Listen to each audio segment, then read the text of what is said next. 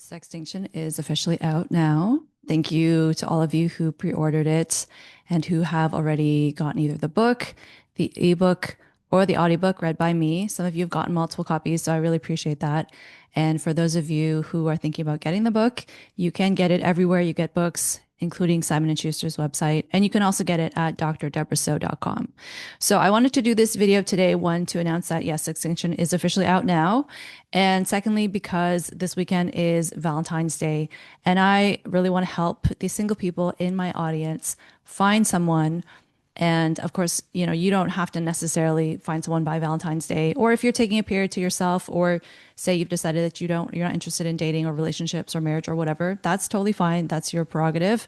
But for those of you who are interested, I decided to compile a bunch of science-backed advice to help you find someone. I would say if you are married or in a relationship for Valentine's Day, you most definitely should be taking your wife or girlfriend on a date. This does not include ordering takeout and streaming a show. You need to take her out on a proper date, unless she doesn't want to go, in which case that's her choice. So some men might be saying, well, why should I do this? Why should I go through the trouble of taking her out for dinner, making reservations? We have to go wait and park and pay for parking and all this stuff, and then getting her flowers and all that. And the flowers are just going to die anyway. Well, you know what you're going to get? Okay, I don't have to tell you what you're going to get. You can look at the title of my book and know that you're not going to be part of this problem. Okay. So don't even come at me with that. So in terms of my advice, what I will say is I have basically a couple of tips for each sex. I did put a poll out on X a while ago asking men what women can do to make the meeting process a little bit easier for them, and asking women what men can do to make the meeting process less uncomfortable for them. So I think one of the big issues I see nowadays with dating is the process of even just meeting someone. So as I mentioned in Sextinction, everyone meets on dating apps nowadays. Most people, I think a lot of people have abandoned dating apps. Some people use social media as a dating app. I don't think dating or meeting online is a good way to meet someone. I think it's actually, that whole process is actually quite tedious and demoralizing. And has played a big part of why people are so sick of dating and are not interested in relationships or marriage nowadays. So there's one study by Pew that recently showed that over half of single people are not interested in dating nowadays, which to me is a very large proportion of the population. And I don't believe that this is purely due to COVID. I think it's due to other factors, like I said, social media, dating apps, pornography, AI girlfriends and boyfriends coming into the picture, other distractions, hormonal influences like endocrine disruptors and toxins in our environment, and also the birth control pill and low testosterone. So all of these things merging together make people just totally disinterested. And then you add to it something like Me Too, where men are terrified to even look at women the wrong way. This is not a conducive environment to the opposite sex wanting to interact, meet, get involved with one another. And then I think also social media is fomenting this insane political divide where men and women really do hate each other now through the algorithm, basically showing them content that is really divisive. The biggest hurdle, I would say, is getting over this fear men have of getting Me Too'd, which as a woman, of course, it's easy for me to say that. But I will say, I do think if you as a man are scared to approach women, I think that's good, because women pick up on that and they will appreciate that. So I want to say, first of all, you see this content on social media of, say, women will post and they will say, I don't know why men talk to me. I'm just minding my own business. Either I'm at the gym or I'm at the coffee shop or whatever. And I can't believe this guy came up to me and talked to me, whatever, like, go away. Those women are not representative of most women, most sane women. Okay. Most sane women have things that they are doing, whether it's working, hanging out with their friends, pursuing hobbies. They're not posting this really extreme, nasty content on social media, basically bragging about how a guy came up to them and how they were so offended by it. I would say, really, please try to take that content with a grain of salt. Also, the people who are on there posting this type of rage bait are doing it because it benefits them, either because they want the engagement online, or maybe they have some mental disturbance that makes them want this type of attention. And I would say the same thing, ladies, for men who are posting really nonsense, really toxic views about women. They really just want, I think some people are just so desperate for attention that they will go to any lengths to get it, even if it's validation from strangers on the internet. And the problem with that is because that content gets circulated so rapidly and you see the numbers. Now, I question the engagement that you see on this type of content because sometimes, depending on the platform, you'll see that they have hundreds of thousands, if not millions, of likes and comments and all this. I question whether any of that is genuine or real because there are bots, obviously. Some of these platforms also, they're not always really transparent about the actual amount of engagement that goes on.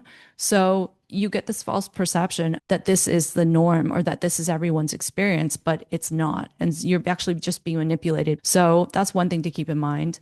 So when you see women on social media complaining about how men, how dare they come and speak to them, how dare they ruin their day or their life by looking at them, know that most sane women do not feel this way. And in fact, most women who are single and want a relationship really actually want men to approach them. They'll go out. I've heard so many stories like this where women will go out to a bar or a restaurant. They get all dressed up nicely, they look pretty with their friends, and guys will not come up and talk to them. And they're asking themselves, why? Like, why is this happening? And then, the other side of that is you have the more toxic, you know what I mean, that sentiment where they'll say, well, women, this is what you wanted. You said you didn't want us to talk to you. You didn't want us to look at you. Well, now you can die alone because we're not going to put ourselves out there to talk to you. And that's just such a self-defeating mentality. And I'm willing to bet you every single one of those guys who puts that nonsense out on the internet is actually secretly dying for a relationship but can't get one. And so he's turned it around in his mind that this is something that he actually wants when it's not. He's actually really, really lonely. Just like the women who are complaining about how dare men look at them when they're at the gym or at a coffee shop are probably really desperate for a relationship, but can't get one. And so this is their way of trying to turn it into something, I guess, positive, but it's actually really, really not. And it's also repelling anybody emotionally healthy from ever wanting to have anything to do with them. So that aside, that is the big caveat. I'm saying I'll start with the suggestions for women. So one thing I can't stress enough is that if you want a guy to come and talk to you, and I do believe men should be the ones to initiate contact. 100%. I do not believe in women pursuing men. I don't believe women should be planning dates, especially before you're in a relationship. And so if you want a guy to come and talk to you in a public place, you have to make it so obvious that you're interested, so unbearably obvious, okay, to the point where you probably feels like you're throwing yourself at him, but you're not. So when I asked my audience on X, guys, what can women do? A very common theme was you have to be so obvious. You have to make it so clear that you really, really want this guy. Even if you don't know him, you don't actually have to do anything sexual. Like, please don't do that. But what I'm saying is you really need to show him that the interest is there. And I have to say, as part of the research process for writing Sextinction, I told myself, I can't tell my audience to do anything that I'm not willing to do myself. I need to go and test it out myself to see if it works or not. So I read the scientific research in terms of flirting, what makes a successful relationship, how to attract the opposite sex, things like that. Men are biologically programmed to pick up on certain cues. So things like touching your hair, touching your face, touching your neck, adjusting your clothing, speaking in a slightly higher pitched voice, which may sound silly, but I swear to you, it will work. Okay. This is, again, backed by science, and men are wired for thousands of generations to pick up on these cues. I am someone who is naturally very shy and awkward.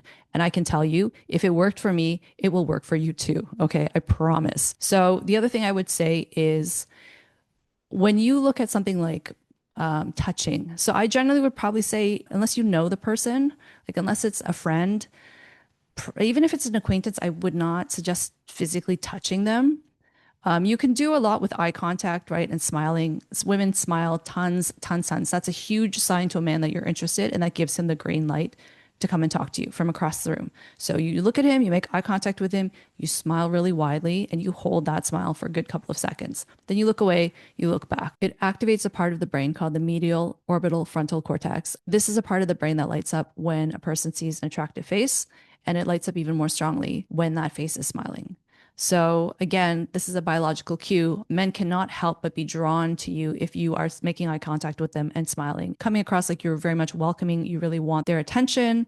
You really want them to come over. And the other thing I was going to say with touching. So it's interesting because I previously thought that men were less sensitive about being touched than women. So previously, at least what I was taught when I was in university was that women generally, there are a few places on the body that they want to be touched, especially by strangers, whereas men are not as picky about that. But there was a more recent study that actually showed that unless it's your romantic partner, both men and women actually are very averse to strangers touching them. And even people they know, like family members, friends, not such a fan. The only place that you are really safe touching someone, I would say, is the hands. I'll pop up a little image here. So you'll see in this image, basically it has the top row of images are viewing somebody from the front. The bottom row is viewing a person from the back. And then the red is where is a no-go, don't touch, don't like it. The yellow is what's considered okay. Whereas you can see the first set of images here on the far left, pretty much okay all round, right?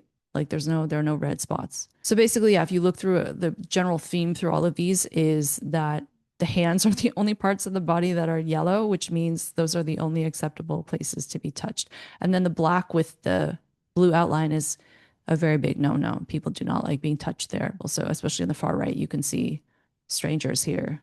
People do not like being touched by strangers. So my point in saying that is if you're flirting with someone you don't know, even if you're a woman and it's a guy, I would probably say avoid touching him unless you're getting a strong feeling that he's into you, and then maybe you could touch his hands. But let's just play it safe because guys can also get uncomfortable, and I think it's important to point that out. Okay, my advice for men would be if you are scared by Me Too, that's a good sign because it means that the way you approach women when you talk to them, you're probably going to be a little bit more careful and she will pick up on that. I don't think it's good for men to be afraid of women. That's not what I'm saying. But what I'm saying is I do think a woman is going to pick up on a guy who is trying to be respectful, who's trying to not make her uncomfortable, who's making it very clear that he is not there to impose on her. He's just trying to be friendly and voice interest. And again, any sane woman will just take that as a compliment. She's not going to be offended. If the minute she says she's not interested, you walk away, which I think most guys in today's day and age will, if they sense that a woman is uncomfortable at all, then that's all you can do. Because otherwise, what you're going to end up doing as a guy, from what other men have told me, is that they'll be kicking themselves after for not talking to this woman, especially if she's there and she's giving you all the signs. Like, again, like I said, I think it's really on women to make it clear that they're very, very obviously interested. But if she's there and she's smiling at you, she's giving you lots of eye contact, and you don't talk to her, you're going to be regretting it after. And there have been studies actually to show that men are more likely to regret passing on a sexual opportunity than women. And women are more likely actually to regret engaging in a sexual opportunity when they're thinking about it after. If you don't feel confident in your ability to engage with someone socially, I know many people in my audience are on the spectrum.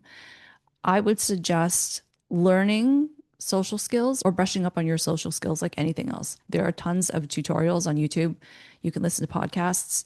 There are also classes you can take in community centers. I'm not sure if they have them now post-COVID. I hope that they do. I know they definitely did before, where you can go in, and it's specifically for people who are on the spectrum, and they give you advice in terms of how to flirt, how to ask someone on a date. And I'm not saying this to be patronizing. I really hope it doesn't come across that way. But I think like anything, if it's something that you feel you could improve on or you don't know as much about, there's no reason why you can't and shouldn't. So my general rule would be don't make eye contact for more than 3 seconds, and make the interaction like that you're not really putting anything on her. If you go up and you just say, hi, I noticed you. I think you're really cute. I just wanted to say hi and introduce myself, whatever. You can use Bill Ackman's suggestion of may I meet you? I think that's really cute. You can do just something that shows like she doesn't owe you anything by you coming up to her, right? It's just like I'm coming by to say hi, whatever, show you that I'm interested. Okay, that's all. And if she wants to reciprocate or to say like, okay, let's have a conversation, right? That's great. But the discomfort, my sense for women is when we feel that the guy is not going to leave us alone when we're not interested. And again, if some women are maybe more agreeable or a little bit more socially anxious, they may really struggle to tell someone they're not interested. Please go away. I don't want to talk to you. They might humor the guy, but actually be really uncomfortable and upset. So I think in that situation, it's on both parties. Women need to be able to speak up and say, look, I'm not interested, right? And understandably, women are afraid in some cases because you don't know how a guy is going to respond. He might not take it very well, right? And then you have to worry about your physical safety in the worst case scenario. So women are programmed, understandably, to be a little bit afraid of upsetting men, especially men they don't know. That said, I think, again, if you as a man approach a woman and you're just very polite, make it clear you're not expecting anything of her, you're not imposing on her, you don't want to make her uncomfortable, I honestly think you should be fine in like 99 out of 100 situations. And also get a vibe of what she's like before you approach her. You can probably get a sense looking at her body language, her facial expression, right? If she has a scowl on her face, if she has her earbuds in or whatever, she's with a friend, maybe not the best time to approach someone. But my other thing I would say is that I think people should just generally don't have your earbuds in when you're in public. Don't be on your phone when you're in public. Even if you're taken, you're not interested, wear your ring and just be like open to connecting with people, even if it's not in a romantic way. I think we should just be more, have more decorum, have manners. So in Sextinction, I do talk about how pornography, I do think, is having a really big role in incentivizing men from pursuing women, because not only is it so much easier to access naked women on your phone or on your device without doing anything, it's also the fact that when you have an orgasm from watching these videos or images, you are partially sexually satiated, at least temporarily. It gives the illusion that you have had sexual activity with somebody else because watching porn activates the same regions in the brain that are associated with sexual activity. When you have an orgasm, you also release endorphins and hormones that calm you down. They're very self soothing and they placate you for a bit. So I do think in today's culture, and men, you can tell me if this is not the case, but I have had guys tell me this, that watching porn has made them less interested in wanting to actually go up and talk to women, ask women out, go on dates, because it's so much easier just to masturbate. You don't have to worry about rejection. You don't have to worry about being Me Too'd potentially. You don't have to also make yourself look presentable. You don't have to pay for any dates, right? But in the long run, is that really what you want for your future? Is to look at naked women on the internet who don't know you, don't know anything about you, don't care about you. In some cases, if you're paying for their content, they're just going to be saying or doing for you what you want them to do. That's not a real relationship. It's not meaningful. And I would argue you're putting your money towards something that is not really worth it, because you could be saving that and investing in a real relationship. AI companions right now are much more common in men or male users than female users, but I do think this is going to be more popular among female users in time, because AI companions really do conform to a person's emotional needs. As research for my book, I made dozens upon dozens of AI boyfriends and girlfriends. I'm straight, but I made them of both the sexes to test them out. And I can tell you the technology is unbelievably realistic. It actually frightened me quite a bit how realistic it was. Women will be going down this road. Women, I do think more women view porn nowadays than in the past, because especially with the younger generation, Gen Z grew up basically with access to internet porn from a very young age. I mean, the average kid today sees porn by the age of 12. 1 in 7 kids sees porn at the age of 10 or younger. And I'd imagine that statistic is only rising because more kids are getting access to the internet and phones at increasingly young ages.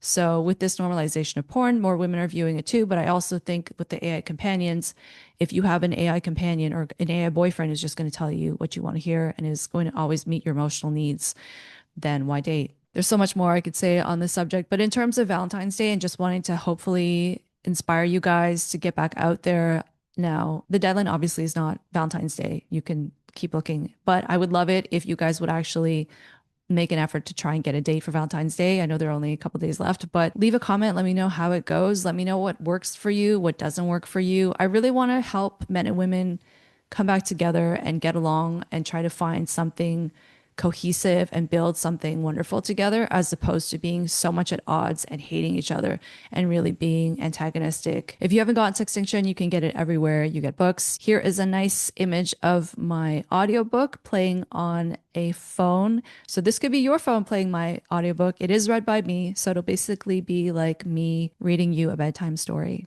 There's someone for everyone, as the old saying goes. But this may not be true in the dating market today. Social media promised to make us more interconnected than ever before. And yet each innovation in digital communication has enveloped us in a dreamy cocoon, never to return to life as we once knew it. Are we more enmeshed in a social web, or more isolated in an algorithmically calculated bubble? The answer, it seems, is both. I will see you in the next video.